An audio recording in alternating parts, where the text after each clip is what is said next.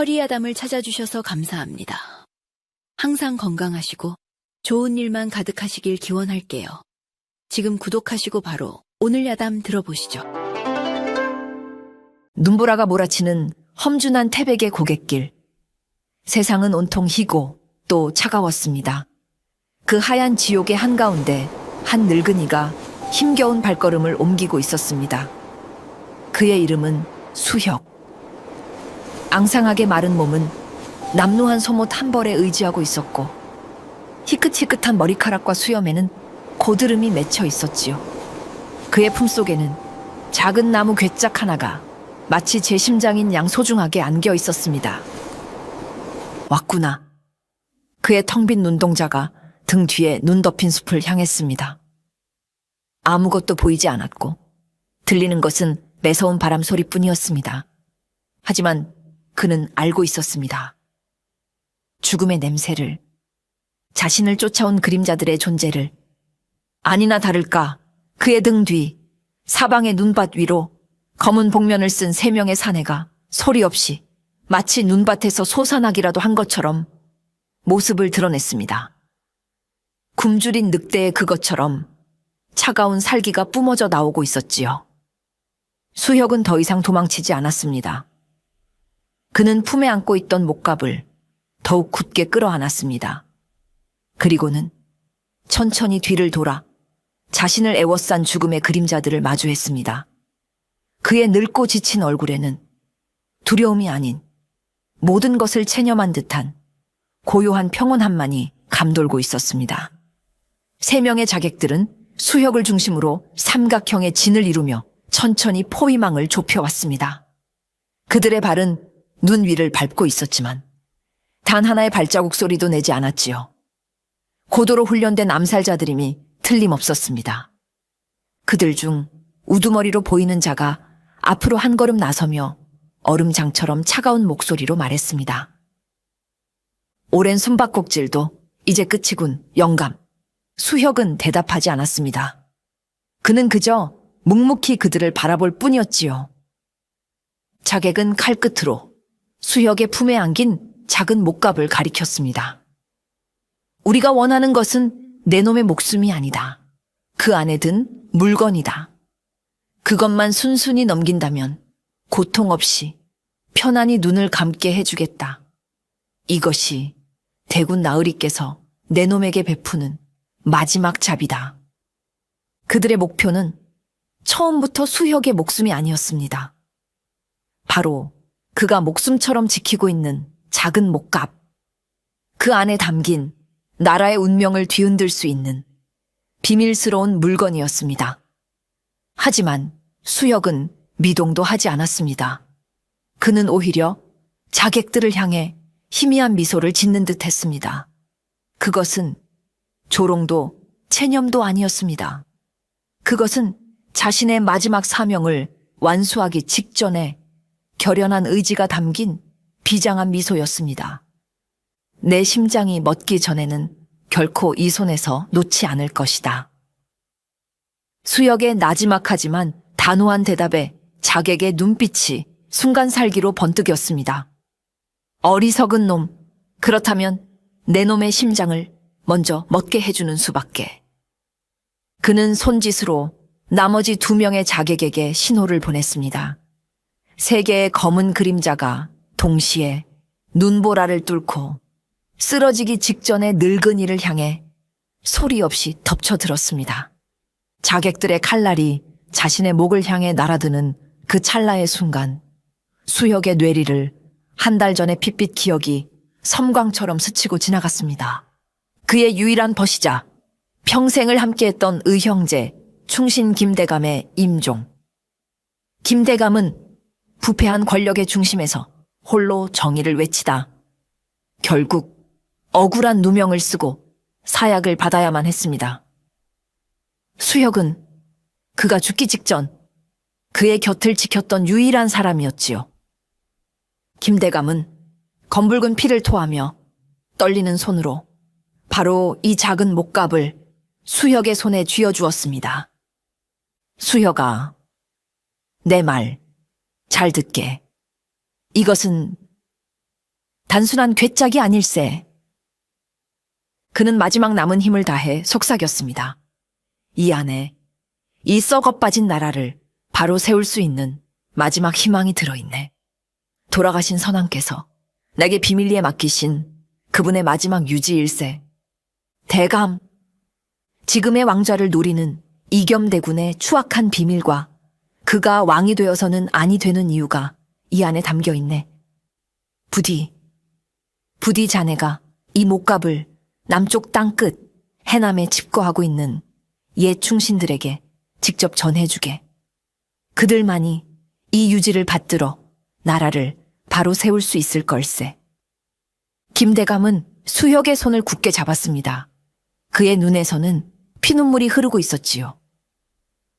이것이 내 자네에게 남기는 마지막 부탁일세. 약조해주게. 반드시 이 나라를 지켜주겠다고. 수혁은 울부짖으며 벗의 손을 맞잡았습니다. 내 이 목숨을 바쳐 형님의 마지막 약조를 반드시 지키겠소. 그 약조를 끝으로 김대감은 평온한 얼굴로 눈을 감았습니다. 그리고 그날 이후 수혁은 모든 것을 버리고 이 목갑 하나만을 품에 안은 채 머나먼 남쪽 땅 끝을 향한 험난하고 외로운 여정을 시작했던 것입니다. 카강. 새 자객의 칼날이 수혁의 심장을 꿰뚫기 직전 정적을 깨는 날카로운 비명소리와 함께 눈 덮인 숲속에서 웬 처녀 하나가 뛰쳐나왔습니다. 그녀의 손에는 약초를 캐는 데 쓰는 작은 호미가 들려 있었고 그녀의 얼굴은 공포에 질려 있었습니다. 바로 약초를 캐러 산에 올랐다가 우연히 이 끔찍한 광경을 목격하게 된 산골 처녀 다나였습니다. 살인이야. 다나의 갑작스러운 등장에 자객들은 순간 당황하여 주춤거렸습니다. 그들은 자신들의 비밀스러운 임무가 다른 이에게 목격되었다는 사실에 잠시 혼란에 빠진 듯 했지요. 수혁은 바로 그 찰나의 빈틈을 놓치지 않았습니다. 그는 더 이상 힘없는 늙은이가 아니었습니다. 그는 평생을 죽음의 경계에서 살아온 전설적인 무관무영이었습니다. 그는 마지막 남은 힘을 짜내 몸을 날렸습니다. 자객들을 향해 달려든 것이 아니었습니다. 그는 자신의 등 뒤 눈 덮인 아찔한 절벽 아래로 주저없이 몸을 굴렸습니다. 저놈을 잡아라. 뒤늦게 정신을 차린 자객들이 절벽 아래로 달려갔지만 수혁의 모습은 이미 눈보라와 함께 짙은 안개 속으로 사라진 뒤였습니다. 다나는 자신이 무슨 짓을 했는지 깨닫고 공포에 질려 그 자리에 주저앉았습니다. 자객들은 유일한 목격자인 그녀를 그냥 둘 리 없었지요. 저 계집을 처리해라. 바로 그때 저 멀리서 무슨 일이냐 하는 다른 나무꾼들의 고함 소리가 들려왔습니다. 다나의 비명소리를 듣고 마을 사람들이 몰려오고 있었던 것입니다. 자객들은 혀를 차며 오늘은 운이 없군 이라는 말을 남기고는 연기처럼 숲속으로 사라졌습니다. 다나는 사람들의 도움으로 겨우 목숨은 건졌지만 온몸을 사시나무 떨듯 떨며 한동안 자리에서 일어날 수 없었습니다. 그녀의 뜻하지 않은 개입은 한 늙은이의 목숨을 구했지만 동시에 그녀 자신을 거대한 운명의 소용돌이 속으로 끌어들이는 계기가 되고 말았습니다. 수혁은 구사일생으로 목숨을 건졌습니다. 절벽 아래는 다행히도 깊게 쌓인 눈더미 위였고 그는 큰 부상 없이 정신을 잃었을 뿐이었지요. 그가 다시 눈을 떴을 때 그는 낯선 오두막에 차가운 흙바닥 위에 누워 있었습니다.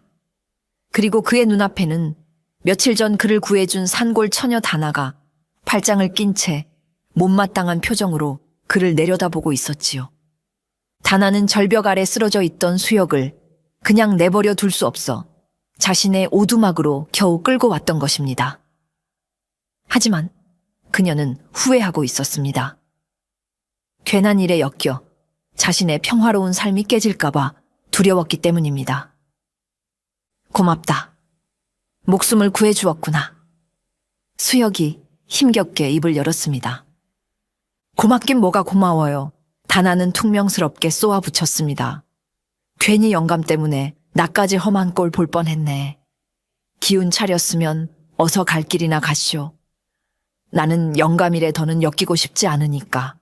그녀의 말은 차갑고 냉소적이었습니다. 수혁은 그녀의 마음을 이해했습니다. 그는 더 이상 그녀에게 폐를 끼칠 수 없다고 생각했지요. 그는 몸을 일으켜 떠나려 했지만 부상당한 몸은 천근만근 무거웠습니다. 이 몸으로 남쪽 땅 끝까지 가는 것은 불가능한 일이었습니다. 그는 잠시 고민하더니 마지막 수단을 쓰기로 결심했습니다. 그는 품속 깊은 곳에서 작은 옥패 하나를 꺼내 다나의 앞에 내밀었습니다. 그 옥패는 과거 임금이 그의 공을 치하하며 직접 하사한 것으로 집 한 채를 사고도 남을 만큼 값비싼 물건이었습니다. 나를 저 아래 남쪽 땅 끝 해남까지만 무사히 데려다 주게. 그리하면 이 옥패의 100배에 달하는 돈을 자네에게 보상으로 주겠네. 다나는 옥패를 보고 눈이 휘둥그레졌습니다. 그녀는 약초꾼이라 물건 보는 눈이 있었지요. 저것이 보통 물건이 아니라는 것을 한눈에 알아보았습니다. 하지만 그녀는 이내 코웃음을 쳤습니다. 죽기 직전인 영감님이 돈 자랑부터 하시겠다. 그 약속을 어찌 믿고 내 목숨을 건단 말이오. 어차피 죽으면 그만 아니오. 그녀의 냉소적인 말에 수혁은 희미하게 웃으며 대답했습니다. 나는 약조는 반드시 지키는 사람이네. 그의 목소리에는 흔들림 없는 무게가 실려 있었습니다. 다나는 그의 눈을 보았습니다. 늙고 지쳤지만 그 눈빛만은 강철처럼 단단하고 깊은 신뢰를 담고 있었지요.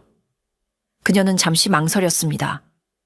위험한 일임은 분명했지만 성공하면 평생 놀고 먹을 수 있는 엄청난 보상이었습니다. 가난한 산골 처녀에게는 뿌리치기 힘든 유혹이었지요. 좋소. 다나는 마침내 결심한 듯 옥패를 받아들었습니다. 대신 가는 길에 내게 무슨 일이라도 생기면 이 옥패는 내 목숨값으로 알겠소. 수혁이 살아남았고 정체 모를 산골 계집과 함께 움직이기 시작했다는 보고는 즉시 이겸대군의 귀에 들어갔습니다. 그는 자신의 서재에서 보고를 올리는 자객을 향해 찻잔을 집어던지며 경노했습니다. 이런 무능한 놈들, 고작 늙은이 하나와 계집 하나를 놓쳤단 말이냐. 이겸대군은 초조해졌습니다. 목갑의 행방이 자신의 왕좌를 향한 길에 가장 큰 걸림돌이었기 때문입니다. 그는 더 이상 어설픈 자객들에게 일을 맡길 수 없다고 판단했습니다. 그는 자신의 수하 중 가장 뛰어나고 가장 잔인하며 가장 충직한 그림자를 불러들이기로 결심했습니다. 흥랑을 불러라. 그의 나지막한 부름에 서재의 가장 깊은 어둠 속에서 한 그림자가 새우르륵 모습을 드러냈습니다. 검은 늑대의 가죽을 어깨에 두른 온몸에서 쇠냄새와 피냄새를 풍기는 사내, 흥랑. 그는 이겸대군이 비밀리에 키운 최정예 자객단의 수장이었습니다. 부르셨나이까 대군나리. 흥랑, 네가 직접 이 일을 맡아야겠다. 이겸대군은 차가운 눈으로 그를 내려다보며 엄명을 내렸습니다. 수단과 방법을 가리지 말고 그 늙은이와 계집을 찾아내라. 그리고 그들이 가진 목값을 반드시 회수해 오너라. 늙은이는 죽여도 좋으나 계집은 산채로 내 앞에 데려와야 할 것이다. 모든 것을 알고 있을지도 모르니 명을 받들겠나이까. 흥랑은 짧게 대답하고는 다시 어둠 속으로 사라졌습니다. 그의 움직임에는 한치의 망설임도 감정도 없었습니다. 그는 주군의 명을 수행하는 살아있는 무기일 뿐이었습니다.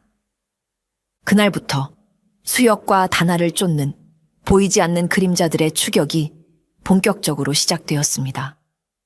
흥랑과 그의 자객단은 마치 지옥의 사냥개처럼 조선 팔도에 촘촘한 그물망을 펼치고 두 사람의 숨통을 옥죄어 오기 시작했습니다.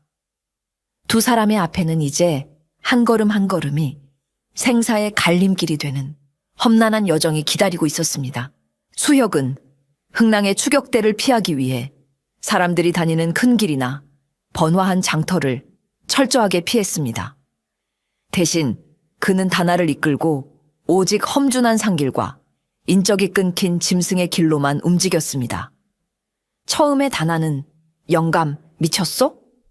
이 길은 호랑이가 나오는 길이란 말이오. 왜 더 편한 길을 두고 사지로 들어가는 것이오? 라며 불평을 늘어놓았지요. 하지만 수혁은 그저 묵묵히 앞장서서 길을 열 뿐이었습니다. 가장 안전한 길은 저기 가장 오기 싫어하는 길이다. 그리고 길이란 본래 가장 험한 곳에 있는 법이지. 그의 판단은 언제나 정확했습니다. 그들이 험한 산길을 따라 고개를 넘고 나면 어김없이 그들이 피했던 큰 길 쪽에서 자객들의 말발굽 소리가 들려오곤 했습니다. 수혁의 지혜는 생존의 모든 순간에서 빛을 발했습니다. 그는 이끼의 방향을 보고 동서남북을 한 치의 오차도 없이 찾아냈습니다. 그는 짐승의 배설물과 발자국만으로 주변에 어떤 위험이 도사리고 있는지를 미리 알아챘지요. 그는 독이 있는 버섯과 먹을 수 있는 나무 뿌리를 귀신같이 구분해냈습니다. 다나는 평생을 산에서 약초를 캐며 살아온 자신보다 이 늙은이가 산의 이치에 훨씬 더 밝다는 사실에 혀를 내둘렀습니다. 그는 마치 산 그 자체가 된 듯 자연의 모든 것을 읽고 활용할 줄 알았습니다. 그것은 책으로 배운 지식이 아니었습니다. 그것은 과거 북방의 국경을 지키며 험준한 산맥 속에서 수많은 밤을 홀로 지새우고 적과 짐승의 위협 속에서 살아남아야 했던 전설적인 척후병 무영의 뼈에 새겨진 생존 본능이었습니다. 수혁의 비범한 지혜와 생존술은 추격자들을 따돌리는 데는 큰 도움이 되었지만 그의 쇠약해진 몸을 되돌릴 수는 없었습니다. 험난한 여정이 계속될수록 그의 낡은 몸은 서서히 한계를 드러내기 시작했지요.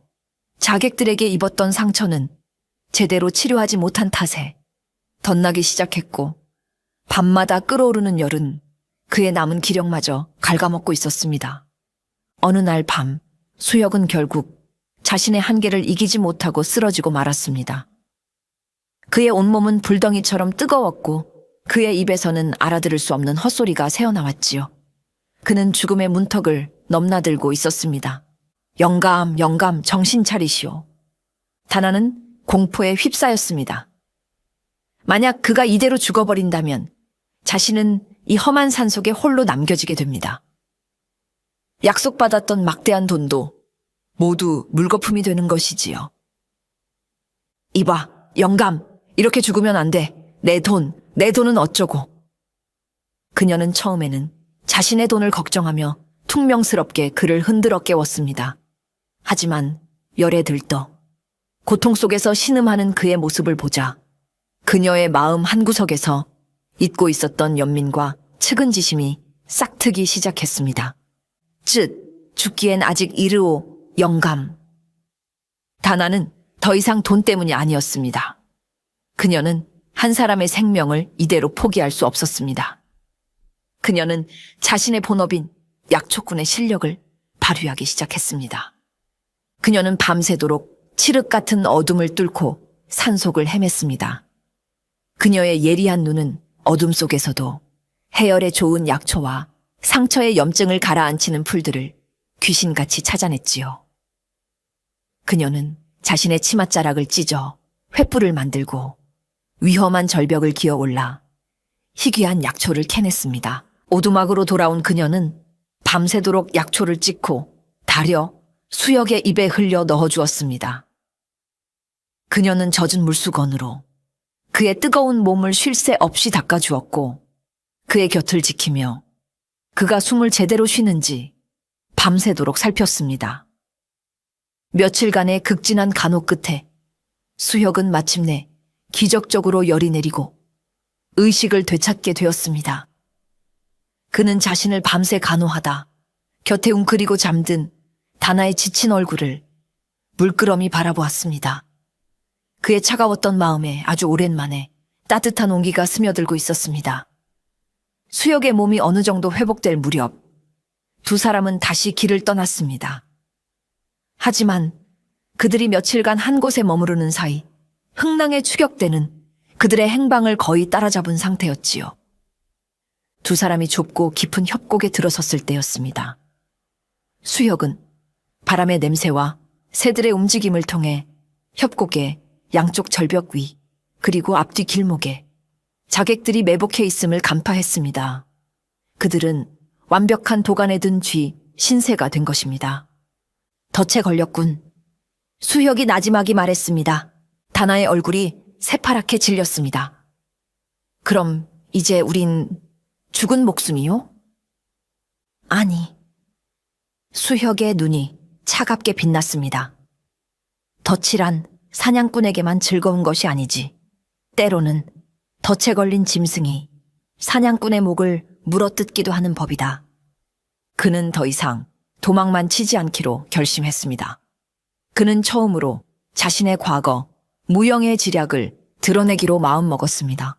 그는 먼저 자신의 피 묻은 옷고름을 찢어 일부러 협곡의 다른 갈래, 길목의 나뭇가지에 걸어두었습니다. 마치 자신이 그쪽으로 도망친 것처럼 거짓 흔적을 남긴 것입니다. 그리고는 다나를 데리고 협곡에서 가장 낡고 위태로워 보이는 낡은 구름다리 앞으로 향했습니다. 내가 신호를 보내면 이 다리를 지탱하는 밧줄을 칼로 끊어버려라. 그는 다나에게 작은 단도를 쥐어주고는 그녀를 다리 건너편에 숨게 했습니다. 수혁은 홀로 다리 한가운데에 섰습니다. 그리고는 일부러 큰 소리로 돌멩이를 굴리는 등 자신의 위치를 적들에게 노출시켰지요. 아니나 다를까 그의 예상대로 거짓 흔적에 속았던 자객들과 다른 곳에 매복해 있던 자객들이 모두 다리 쪽으로 맹렬하게 몰려들기 시작했습니다. 자객들이 다리 위로 절반쯤 들어섰을 때 수혁은 다나를 향해 약속된 신호를 보냈습니다. 다나는 떨리는 손으로 다리의 밧줄을 힘껏 내리쳤습니다. 쿠르르릉 낡은 다리는 굉음과 함께 그 위에 자객들과 함께 천길 낭떠러지 아래로 무너져 내렸습니다. 수혁은 다리가 무너지기 직전 반대편으로 몸을 날려 구사일생으로 목숨을 건졌습니다. 다나는 눈앞에서 벌어진 믿을 수 없는 광경에 입을 다물지 못했습니다. 그저 힘없는 늙은이인 줄로만 알았던 수혁의 그 비범하고도 잔인한 지략에 그녀는 처음으로 존경심과 함께 깊은 경외감을 느끼게 되었습니다. 흥랑의 추격대를 따돌린 그날 밤 두 사람은 작은 동굴에서 모닥불을 피워놓고 앉아 있었습니다. 낮에 있었던 충격적인 사건 이후 다나는 더 이상 수혁을 예전처럼 대할 수 없었지요. 그녀는 그의 앞에 조심스럽게 입을 열었습니다. 영감님, 대체 누구십니까? 당신은 평범한 늙은이가 아니시지요. 그리고 당신이 목숨 걸고 지키려는 저 목갑은 대체 무엇입니까? 수혁은 타오르는 불꽃을 한참 동안 말없이 바라보았습니다. 그리고는 이제는 그녀에게 모든 것을 털어놓아야 할 때가 왔음을 직감했지요. 그는 품속의 목갑을 꺼내 그녀의 앞에 내려놓았습니다. 이것은 유서다. 유서라니요? 돌아가신 선왕 전하께서 이 나라의 앞날을 위해 남기신 마지막 비밀 유서다. 수혁은 충격적인 진실을 털어놓기 시작했습니다. 목갑 안에는 선왕께서 승하하시기 직전 자신의 피로 직접 쓰신 유서가 들어 있었습니다. 그 안에는 지금의 왕좌를 호시탐탐 노리는 그의 동생 이겸대군의 추악한 과거와 역심을 품은 증거들이 낱낱이 기록되어 있었습니다. 선왕께서는 자신의 아들이 아직 어리고 이겸대군의 세력이 너무 강대하여 정면으로 그를 쳐낼 수 없음을 아셨습니다. 그래서 훗날을 도모하기 위해 자신의 가장 충직한 신하였던 김대감에게 이 비밀 유서를 맡겼던 것입니다. 그리고 유서에는 이겸대군 대신 왕실의 먼 친척이자 어질고 현명하기로 소문난 다른 이를 다음 후계자로 지목한다는 충격적인 내용까지 담겨 있었습니다. 이 목갑은 그야말로 현 왕조의 정통성 자체를 송두리째 뒤흔들 수 있는 너무나도 위험하고 무거운 물건이었던 것입니다. 김대감은 이 유서를 남쪽 땅 끝에 칩거하고 있는 옛 충신들에게 전달하여 때를 기다리려 했다. 하지만 이겸대군이 먼저 손을 써 그에게 누명을 씌우고 사약을 내린 것이지. 그리고 김대감은 죽기 직전 내게 이 목갑을 맡기고 그의 마지막 약조를 내게 부탁한 것이다. 모든 진실이 밝혀졌습니다. 다나는 자신이 쥔 돈의 무게가 한낱 옥패의 가치가 아니었음을 깨달았습니다. 그것은 한나라의 운명과 죽은 충신의 약조, 그리고 한 늙은 무관의 목숨값이었습니다. 모든 진실을 알게 된 다나는 깊은 충격과 함께 무거운 책임감에 휩싸였습니다. 그녀는 그저 돈 때문에 이 위험한 여정에 뛰어들었던 자신이 부끄럽게 느껴졌습니다. 그렇다면 이 일은 저 같은 미천한 것이 끼어들 일이 아니었습니다. 그녀는 품에서 수역이 맡겼던 옥패를 꺼내 그에게 돌려주려 했습니다. 저는 이만 제 갈 길을 가겠습니다. 영감님의 앞길에 더 이상 짐이 될 수는 없습니다. 그녀는 진심이었습니다. 이 거대한 싸움은 자신이 감당할 수 있는 일이 아니라고 생각했지요. 하지만 수혁은 그녀의 손을 조용히 밀어냈습니다. 아니다, 저자. 자네는 이미 이 일의 가장 중요한 증인이자 동반자가 되었네. 자네가 아니었다면 나는 이미 저 눈밭에서 차가운 시신이 되었을 걸세. 나는 자네의 그 차갑고 냉소적인 눈빛 뒤에 누구보다 따뜻하고 의로운 마음이 숨겨져 있다는 것을 알고 있네. 자네는 돈 때문에 나를 구한 것이 아니야. 자네의 그 착한 심성이 차마 나를 외면하지 못했던 것이지. 수혁의 말에 다나는 고개를 숙였습니다. 그의 말은 그녀 자신도 몰랐던 그녀의 속마음을 꿰뚫어 보고 있었습니다.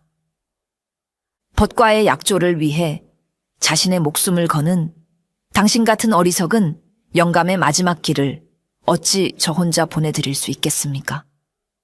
다나는 눈물을 글썽이며 퉁명스럽게 말했습니다. 이왕 이렇게 된 거 끝까지 책임져야지요. 이젠 그 약조, 내 약조이기도 하오. 그녀는 옥패를 다시 자신의 품속 깊은 곳에 넣었습니다. 한편 구름다리 붕괴로 수하의 절반을 잃은 흥낭은 극심한 분노와 함께 깊은 고뇌에 빠져 있었습니다. 상대의 지략은 상상을 초월했습니다. 그는 단순한 늙은이가 아니었습니다.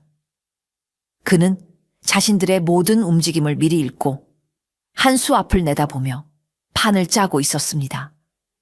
대체 누구란 말인가? 흥낭은 자신의 기억 속에서 이토록 무섭고 치밀한 지략을 가진 단 한 사람을 떠올려냈습니다. 바로 20년 전 자신이 풋내기 무관으로 있을 때 하늘처럼 우러러 보았던 왕의 그림자이자 전설적인 호위무관 무영.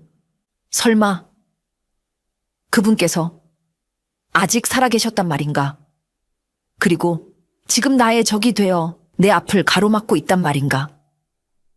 흥낭은 자신의 의심을 확인하기 위해 밤을 틈타 무너진 다리 아래 시신들을 수습하던 현장으로 가보았습니다. 그리고 그곳에서 결정적인 단서를 발견했지요. 바로 수혁이 일부러 남겨두고 간 작은 표식 하나였습니다. 그것은 오직 무영과 그의 직속 부하들만이 알 수 있는 그들만의 비밀 암호였습니다. 흥낭은 자신의 예상이 맞았음을 깨닫고 그 자리에 주저앉았습니다. 그는 자신의 우상이자 한때는 목숨을 바쳐 따르고 싶었던 전설적인 영웅을 지금 자신의 손으로 죽여야 하는 잔인한 운명에 처한 것입니다.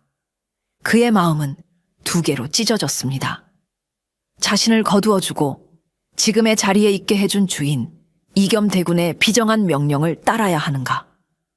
아니면 자신이 평생을 존경했던 옛 선배의 의리를 지키고 그가 목숨 걸고 지키려는 대의를 외면해야 하는가? 그의 고뇌는 깊어갔습니다. 하지만 그는 자객이었습니다. 자객에게는 마음이 허락되지 않았습니다. 그는 결국 자신의 감정을 억누르고 주군의 명을 따르기로 결심했습니다. 하지만 그의 마음속에는 지울 수 없는 균열이 생겨나고 있었습니다. 수많은 위기를 넘고 수역과 다나는 마침내 약속의 땅인 남쪽 해남의 초입에 다다랐습니다. 이제 저 앞에 보이는 것엔 강만 건너면 약속 장소에서 기다리고 있는 충신들을 만나 임무를 완수할 수 있었습니다. 하지만 하늘은 그들을 쉽게 도와주지 않았습니다. 며칠간 쏟아진 폭우로 강물은 성난 짐승처럼 불어나 있었고 나룻배는 모두 떠내려가 버린 뒤였습니다. 그들이 강을 건널 수 있는 유일한 길은 절벽과 절벽 사이에 아슬아슬하게 걸쳐 있는 낡고 썩은 외나무 다리 하나뿐이었습니다. 마지막 관문이로구나. 수역이 비장하게 말하며 앞을 나섰습니다. 바로 그때 그들의 등 뒤에서 맹렬한 말발굽 소리와 함께 흥랑과 그의 남은 자객들이 모습을 드러냈습니다. 그들은 지름길을 통해 마지막 순간에 그들을 따라잡은 것입니다. 더 이상 물러설 곳도 피할 곳도 없었습니다. 가시오. 수역이 다나의 등을 떠밀며 소리쳤습니다. 어서 저 다리를 건너 목갑을 전하시오. 내가 저들을 막겠소. 싫어요. 같이 가야지요. 다나가 울부짖었지만 수역은 단호했습니다. 이것은 명령이다. 그의 목소리에는 거역할 수 없는 옛 무관의 위엄이 서려 있었습니다. 다나는 눈물을 머금고 외나무 다리 위로 위태로운 첫걸음을 내디뎠습니다. 다나가 아슬아슬하게 외나무 다리를 건너는 동안 수혁은 홀로 다리 입구에 버티고 서서 다가오는 흥랑과 그의 자객들을 막아섰습니다. 그의 손에는 더 이상 칼이 들려있지 않았습니다. 그는 그저 앙상한 두 팔을 벌린 채 거대한 산처럼 그들의 앞을 가로막고 서 있을 뿐이었습니다. 비켜라, 무영! 흥랑이 비통한 목소리로 외쳤습니다. 더 이상 나를 당신의 피로 더럽히게 만들지 마라. 너의 주군에게 전하거라. 수역은 차갑게 대답했습니다. 이 길은 내 놈이 넘을 수 있는 길이 아니라고. 흥랑은 결국 칼을 뽑아들었습니다. 어쩔 수 없군. 이것이 우리의 운명이다. 자객들이 일제히 수역을 향해 달려들었습니다. 수역은 맨손으로 그들의 맹렬한 공격을 신들린 듯한 몸놀림으로 막아내고 또 피했습니다. 그는 마지막 남은 생명의 불꽃을 모두 태우고 있었습니다. 마침내 다나가 비틀거리며 다리를 모두 건너 반대편에 도착한 것을 확인한 순간 수혁의 얼굴에 희미한 미소가 떠올랐습니다. 형님, 약조를 지켰소. 그는 자신을 향해 달려드는 흥랑의 칼을 피하지 않았습니다. 대신 그는 자신의 마지막 힘을 다해 허리춤에 칼을 뽑아 자신이 서 있는 외나무 다리를 힘껏 내리쳤습니다.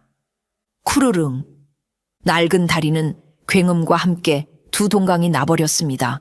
수역은 그를 덮치던 흥랑과 그리고 나머지 자객들과 함께 포효하는 거친 강물 속으로 떨어져 내렸습니다. 영감님, 다나의 절규가 빗속의 계곡을 공허하게 울렸습니다. 늙은 무관의 장렬한 희생은 그렇게 한 처녀의 앞길을 열어주었습니다. 수혁이 강물 속으로 사라지는 끔찍한 광경을 다나는 만견자실하여 그저 지켜볼 수밖에 없었습니다. 그녀는 그 자리에 주저앉아 목 놓아 울고 싶었습니다. 하지만 그녀의 귓가 수혁의 마지막 명령이 메아리처럼 울려 퍼졌습니다. 가거라. 그리고 살아라. 그녀는 울부짖을 시간조차 없었습니다. 그녀는 이제 더 이상 돈 때문에 얽힌 단순한 길안내꾼이 아니었습니다. 그녀는 죽은 벗의 마지막 약조와 그것을 지키기 위해 목숨을 바친 늙은 무관의 숭고한 희생을 모두 짊어진 이 거대한 사명의 유일한 상속자였습니다. 다나는 눈물을 닦고 자리에서 벌떡 일어났습니다. 그녀는 품속의 목갑을 더욱 굳게 끌어안았습니다. 그리고는 약속 장소를 향해 다시 달리기 시작했습니다. 그녀의 발걸음은 더 이상 두려움에 떨지 않았습니다. 그녀의 눈빛은 슬픔을 넘어 굳건한 결의로 불타오르고 있었습니다. 그녀는 반드시 수역의 희생이 헛되지 않도록 이 임무를 완수해야만 했습니다. 거친 강물 속에서 흥낭은 정신을 차렸습니다. 그는 수영에 능했지만 불어난 물살은 그의 몸을 가만두지 않았지요. 그가 물살에 휩쓸려 바위에 부딪히기 직전 누군가 그의 팔을 강하게 잡아 물 위로 끌어올렸습니다. 바로 수혁이었습니다. 그는 치명상을 입었지만 마지막 힘을 다해 자신의 적이었던 흥낭을 구해낸 것입니다. 왜? 나를? 흥낭이 힘겹게 물었습니다. 너의 주군은 너를 버릴 것이다. 하지만 너는 아직 살아야 할 이유가 남아있는 자다. 수혁은 그 마지막 말을 남기고 힘없이 흥낭의 품에서 숨을 거두었습니다. 흥낭은 자신을 구해준 옛 선배의 시신을 안고 강가로 헤엄쳐 나왔습니다. 그는 수혁의 장렬한 최후와 마지막 순간까지 자신에게 보여준 그 숭고한 의리에 큰 충격을 받았습니다. 그는 처음으로 자신이 믿고 따랐던 주군의 명령과 자신이 걸어온 자객의 길에 깊은 회의를 느끼게 되었습니다. 그는 수역의 시신을 강가가 잘 보이는 언덕 위에 고이 묻어주었습니다. 그리고 그의 무덤 앞에서 오랜 시간 고뇌했습니다. 그리고 마침내 결정을 내렸습니다. 그는 더 이상 이겸대군의 개로 살지 않기로. 그는 자신을 살려준 무영의 마지막 뜻을 자신의 손으로 잇기로 결심한 것입니다. 한편 다나는 며칠 밤낮을 달려 마침내 약속 장소인 해남의 오래된 성문 앞에 도착했습니다. 성문 안에는 그녀를 기다리는 충신들이 있었지요. 하지만 그녀의 앞길은 이겸 대군이 보낸 수십 명의 관군들이 창칼을 들고 가로막고 있었습니다. 이겸 대군은 그녀가 이곳으로 올 것을 미리 알고 마지막 덫을 파놓았던 것입니다. 다나는 절망했습니다. 이제 정말 모든 것이 끝이라고 생각한 순간이었습니다. 길을 열어라! 어디선가 벼락 같은 고함 소리와 함께 검은 그림자 하나가 바람처럼 나타나 관군들의 앞을 막아섰습니다. 바로 흥낭이었습니다. 이분은 선왕 전하의 마지막 유지를 받든 귀한 분이시다. 이분의 앞길을 막는 자는 곧 역적이다. 흥낭은 혼자서 수십 명의 광운들을 상대로 시간을 벌기 시작했습니다. 그의 검은 예전처럼 살기 등등하지 않았습니다. 그의 검은 오직 상대를 제압하고 길을 열기 위해서만 움직이고 있었습니다. 그는 다나를 향해 외쳤습니다. 어서 가시오. 이곳은 내가 막겠소. 흥낭이 목숨을 걸고 시간을 벌어준 덕분에 다나는 마침내 성문 안으로 들어가 기다리고 있던 충신들에게 목갑을 전달하는 데 성공했습니다. 목갑이 열리고 그 안에 담겨있던 선왕의 피 묻은 유서가 만천하 공개되자 세상은 발칵 뒤집혔습니다. 이겸대군의 모든 영모 계획과 추악한 비밀이 드러났고 그는 결국 성난 민심과 군사들에 의해 체포되어 비참한 최후를 맞이했습니다. 나라의 가장 큰 위기가 그렇게 바로잡힌 것입니다.